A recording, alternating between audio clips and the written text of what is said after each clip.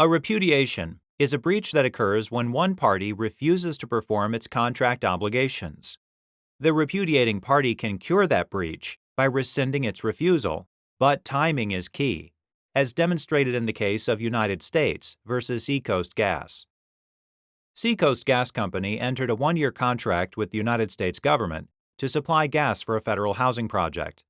Seacoast performed for 6 months, but notified the government in October that it would cancel the contract and stop performing on November 15th because it believed the government had breached.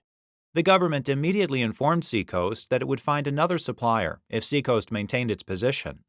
Then, on November 6th, the government solicited bids from other gas suppliers and received a bid from Trion that exceeded the Seacoast contract price. Carley Zell, the president of both Seacoast and Trion, attended the opening of the bids and refused to withdraw Seacoast's notice of cancellation.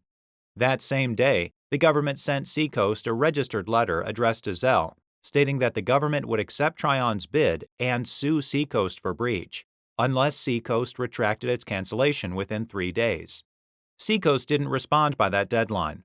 On November 10th, the government again asked Zell to withdraw Seacoast's cancellation, but he refused. So the government accepted Trion's bid that day. Then on November 13th, Seacoast retracted its notice of cancellation. But the government honored the bid it had accepted from Trion and signed a contract on November 17th. The government then sued Seacoast for breach in federal district court, seeking to recover the price difference between the Trion and Seacoast contracts.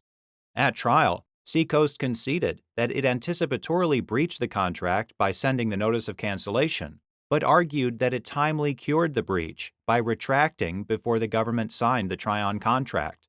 The government argued that the retraction occurred too late because it came after the government accepted Trion's bid. The district court held that Seacoast's retraction was timely and found in its favor. The government subsequently appealed to the Fifth Circuit.